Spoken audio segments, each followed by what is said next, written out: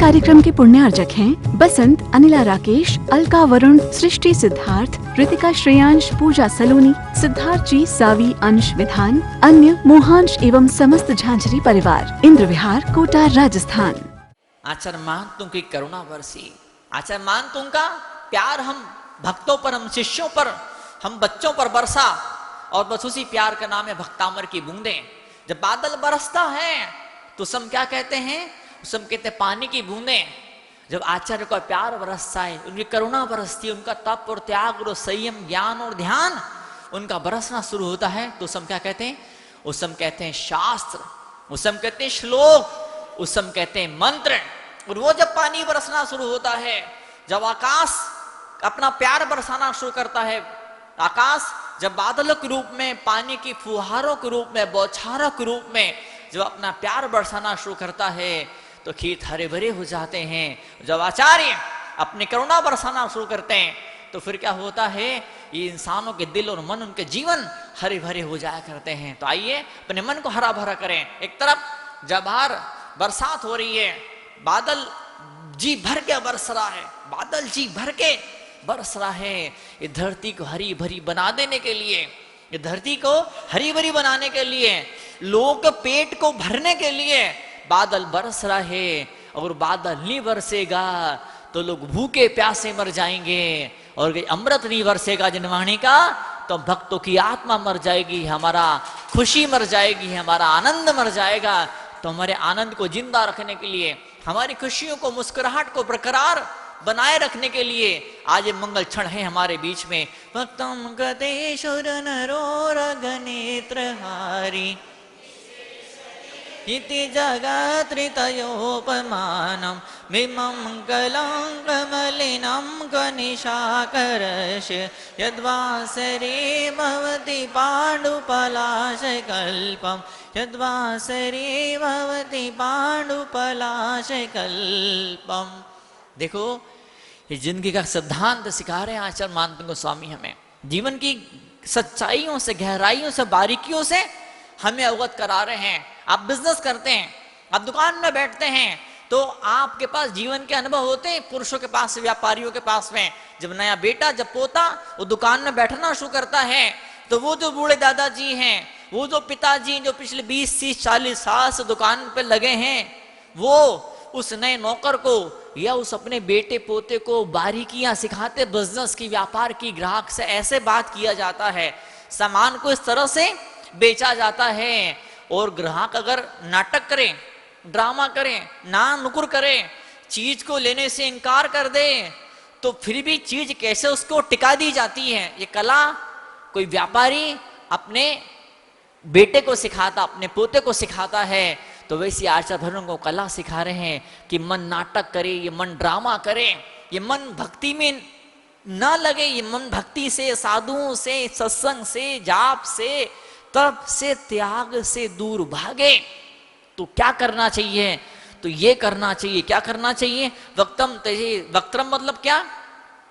मुख, बोलते बदन बोलते ना, बदन, बदन, बदन मतलब बदन नहीं, उर्दू भाषा में बदन का मतलब होता पूरा शरीर, उर्दू में बदन का मतलब होता शरीर, और संस्कृत में वदन, वदन क्या बोलते हैं? मुख को बोलते हैं। गजवदन गणपति का नाम है ना, गजवदन वैष्णव परंपरा में। वदन मतलब क्या? मुंह को बोलते हैं। वक्तम गतेश्वर नरोरग नेत्रहारी, सुर के, देवताओं के, क्या इंसानों के, और क्या होता है? उरग, उरग किसको बोलते हैं? सांप को बोलते हैं, नाग को। तो उरग का जो इंद्र है कौन? धरणेन्द्र। तीनों बातें को ली। स्वर्ग का इंद्र कौन? देवताओं का मालिक इंद्र। धरती का इंद्र कौन हो गया? चक्रवर्ती कहे, मनुष्य कहे।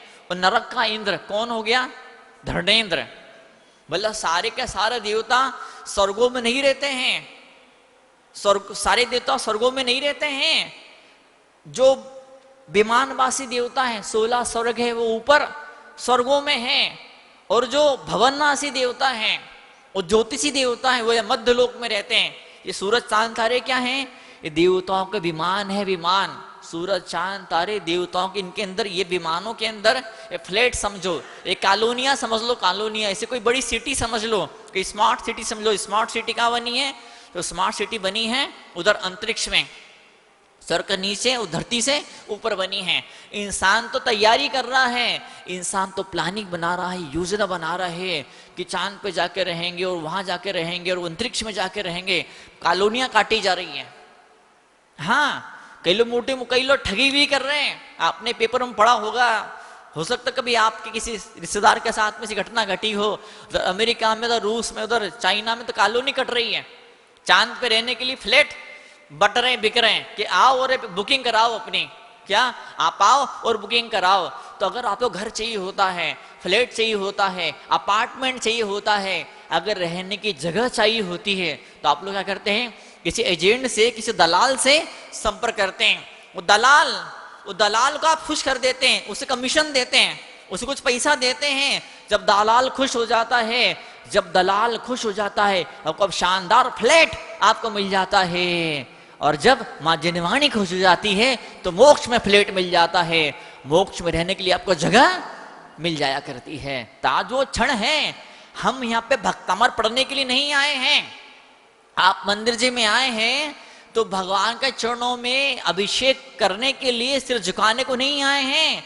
आप मुनिराज के सामने बैठे हैं, आप मुनिराज के सामने बैठे हैं या खड़े हैं तो उनको आहार देने के लिए नहीं खड़े हैं।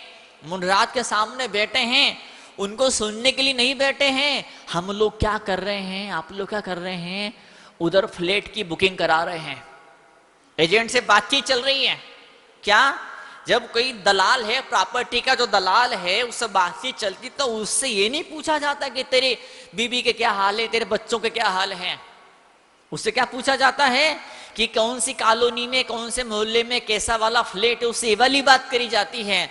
तो इसे भगवान के दरबार में जब आते, जब मुनि के चरणों में जब लोग बैठते, तो उनसे ये और वो नहीं पूछा जाता। उनसे क्या बात की जाती है, उनसे क्या चर्चा की जाती है कि जो आनंद का झरना आपके दिल में बह रहा है, वो झरना मेरे दिल में कैसे बहना शुरू हो जाए। वो जो खुशी, वो जो आनंद है, वो जो वहां है आपके हृदय में, वो यहाँ पर कैसे आ जाए। जैसे मोबाइल में ब्लूटूथ होता है, मोबाइल में व्हाट्सएप होता है, मोबाइल के अंदर इंस्टाग्राम होता है, दूसरे के मोबाइल में कुछ अच्छी चीज है और आपने उसे निवेदन किया, आपने उसे रिक्वेस्ट करी, तो दूसरे ने क्या किया, दूसरे व्यक्ति ने उसके मोबाइल में एक बटन दबाया, एक दो बटन दबाए, उसका सारा डाटा आपके मोबाइल में ट्रांसफर हो गया। उसके मोबाइल में जो फोटो थे, जो वीडियो थे, जो अच्छी अच्छी चीजें थी, जो अच्छी अच्छी बातें थी, वो सब की सब आपके मोबाइल के अंदर आ गई। क्यों आ गई, कैसे आ गई, मात्र एक बटन दबाया। क्या किया, मात्र उसने बटन दबाया और वहां का सारा वीडियो, सारा खुशी, सारा मजा आपके मोबाइल के अंदर ट्रांसफर हो गया। ऐसे ही मुनि महाराज होते हैं, वो बटन दबाते हैं। आप मुनि महाराज को प्रणाम करते हैं, आप मुनि महाराज को नमोस्तु करते हैं, महाराज जी नमोस्तु, महाराज जी प्रणाम। तो मुनि महाराज से करते हैं, शावकों के सिर पर, शावकों के मस्से पर महाराज हाथ रखते हैं, हाथ नहीं रखते हैं, वो बटन दबाते हैं। आपकी किस्मत का, आपका सौभाग्य का बटन दबाते हैं। क्या, वो मोबाइल का बटन दबता है तो सारी वीडियो आपके मोबाइल के अंदर आ जाते हैं। और मुनिराज जब आपके सिर का बटन दबाते हैं तो क्या होता है, सारा सुख आपके हृदय के अंदर प्रकट हो जाता और पैदा हो जाया करता है। तो मुनिराज के चरणों में क्यों आए हैं, वाईफाई कनेक्शन, क्या ब्लूटूथ वाला कनेक्शन।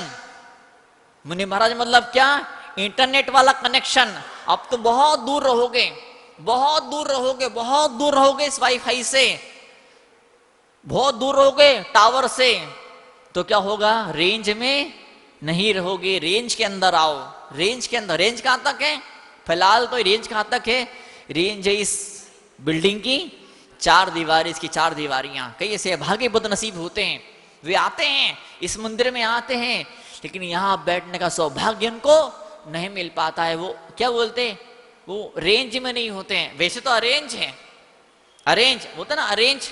लड़का मुझे बोले महाराज, मैंने कहा देख भाई मुझे जिनवाणी चाहिए, नाम बताया कि रत्न स्वाकाचार्य मुझे चाहिए।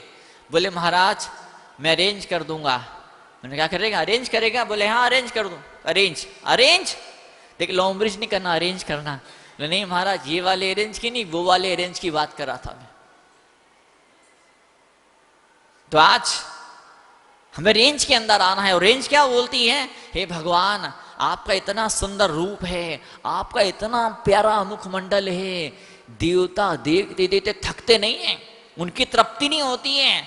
उधर चक्रवर्ती, धरती का इंद्र, धरती पे एक से बढ़कर एक अप्सराएं होती है, एक से बढ़कर एक सुंदर सुंदर इंसान होते हैं। उन सारे सुंदर इंसानों का जो सिरमौर होता है, उनका जो सम्राट हो जाओ, उनका जो राजा होता है, जिसे हम चक्रवर्ती बोलते हैं, वो भगवान, वो आपके रूप को देखते देखते थकता नहीं है। वो नीचे पाताल लोक में, नीचे नरकों के अंदर पहले नरक के 3 भाग हैं, खर भाग, पंख भाग, अब्बुल भाग। तो ऊपर के 2 फ्लैट में, ऊपर की 2 मंजिलों में कौन रहते हैं? देवता लोग रहते हैं। और पहले नरक का जो तीसरी मंजिल है, मतलब सबसे नीचे बेसमेंट है, बेसमेंट में कौन रहता है? नारकी जीव रहते हैं, जो मार धाड़ करते हैं। तो नरक का अधिपति कौन हो गया? नरक का देवता कौन होगा? धरणेन्द्र, जिसे हम कहते हैं यहाँ पे उरग शब्द से आचार्य मान तुम ने संबोधित किया है। तो ऊपर स्वर्गों का इंद्र, धरती पर धरती का इंद्र मतलब कौन? चक्रवर्ती। और नीचे कौन? सांपों का, देवताओं का इंद्र धरणेन्द्र। ये तीनों लोग आपके रूप को देखते देखते थकते नहीं है, उनकी आंखें तृप्त नहीं होती हैं। आप सूरज को वो देर तक देखोगे, आप चांद को देर तक देखोगे, आप दीपक को देर तक देखोगे तो आपकी आंखों में आंसू आ जाएंगे। आप चांद को देर तक देखोगे, आप सूरज को देर तक देखोगे, आप दीपक को देर तक देखोगे तो आपकी आंखों में आंसू आ जाएंगे। और भगवान को देर तक देखोगे तो पाप की आंखों में आंसू आ जाएंगे, दुराचार की आंखों में आंसू आ जाएंगे, लोभ की आंखों में आंसू आ जाएंगे और लोभ आपको छोड़ करके भाग जाएगा। वो जादू भगवान की सुंदरता में, उनके रूप के अंदर हुआ करता है। तो आचार्य भगवान लिखते हैं, क्या लिखते हैं कि सुर नरोरग नेत्रहारी निशे से निज जगत त्रयोपमानम। उपमानम जो उपमाएं होती है, पूरे संसार की सारी उपमाएं, वो लड़के लड़की बोलते हैं ना, मुखड़ा, चांद का टुकड़ा। अभी तो क्या है, वो चांद का टुकड़ा शादी से पहले, जब नई नई शादी होती है वो चांद का टुकड़ा होता है। जब शादी पुरानी हो जाती फिर वही चांद का टुकड़ा क्या बन जाता है? कोयले का टुकड़ा बन जाता है, अंगारे का टुकड़ा बन जाता है। वही जो चांद का टुकड़ा था वही 10-20 साल बाद में, कई बार तो साल भर बाद में ही वो चांद का टुकड़ा क्या बन जाता है? क्या बन जाता है वो? क्या बन जाता है? बोलो बोलो बोलो। वो कांटे का ताज बन जाता है। कल तक कहते थे कि क्या चांद तारे तोड़ के ला दूं, तारे तारे है ना, चांद तारे तोड़ के ला दूं। अब बोलता है तारे, बिजली की तारे, बिजली की तारे, तारे तोड़ के तेरे सिर पे गिरा दूं मैं। इतनी नफरत सी हो जाती, क्यों हो जाती है बताइए? जब तक ये आंखें सुंदरता को देखती है, जब तक ये आंखें इंसान की सुंदरता पर केंद्रित होती है, जब तक ये आंखें शरीर पर केंद्रित होती है, तो फिर एक दिन ऐसा भी जीवन में आता कि वो जो सुंदर रूप है वो डरावना, भयावना, वो घिनावना बन जाता है। लेकिन जब ये आंखें भगवान के रूप पर केंद्रित और एकाग्र हो जाती है तो फिर भगवान ऐसी चमत्कार पैदा कर देते हैं, ऐसी शक्ति आपकी आंखों को मिलती है। क्या आपकी आंखें इस तरह से डिजाइन हो जाती है, उनका स्ट्रक्चर इस तरह से बदल जाता है। क्या आंखों का स्ट्रक्चर इस तरह से बदल जाता है, आंखों की एनाटॉमी इस तरह से बदल जाती है, आंखों का मैकेनिज्म इस तरह से बदल जाता है। किस तरह से बदल जाता है कि जहां भी देखो सुंदरता ही दिखाई देती है। चाहे पत्नी हो, चाहे बच्चा हो, चाहे कुत्ता हो, चाहे बूढ़ा दादाजी हो, चाहे कचरे का ढेर पड़ा हो, हर जगह, हर वस्तु, हर चीज उस पर सुंदरता की बौछारों बरसात करने लग जाती है। सुंदरता आंखों में नहीं होती है, सुंदरता आंखों में नहीं होती है, आंखें भगवान के रूप को देख लेती है। तो भगवान क्या करते हैं? मुनिराज क्या करते हैं?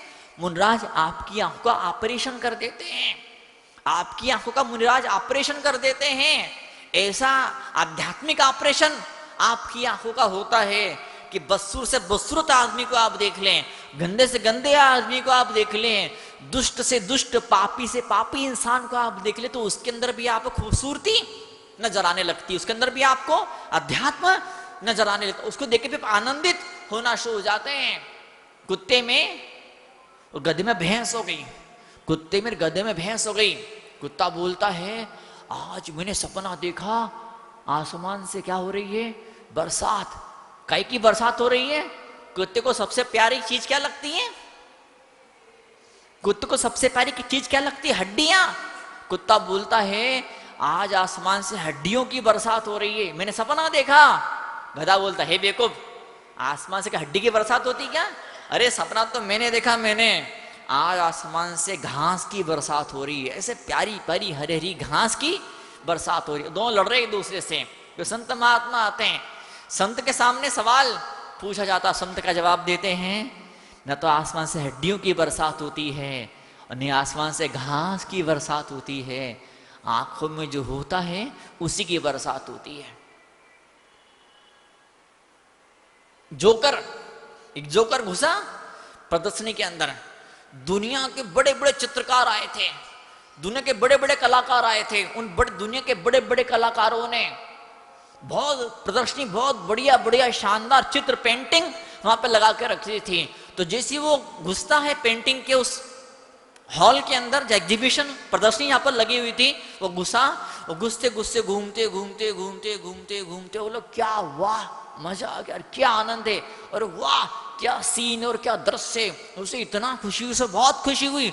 घूमते घूमते चार्ली चैपलिन, वो जोकर, जब एग्जिट के पास से पहुंचा, जहां से बाहर निकलना था, उस दरवाजे के पास से पहुंचा, जोर से चीखा, जोर से चिल्लाया, बोले कैसा मैनेजर है यहाँ का, बुलाओ मैनेजर को यहाँ के, ये तुमने क्या मचा के रखा है?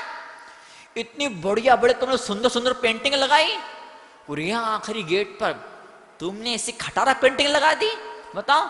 हाँ तो कितने बढ़िया बड़े फोटो बने हुए थे, कितने सुंदर सुंदर इंसानों के, देवी के देवताओं के चित्र बने हुए थे। यहाँ पर खड़ूस आदमी का चित्र लगा कर रखा, कितने बदसूरत, कितने क्रूप आदमी का चित्र लगा के रखा। ऐसा काला कलूटा, यहाँ मस्सा निकला और वहां मस्सा निकला, है कि नहीं?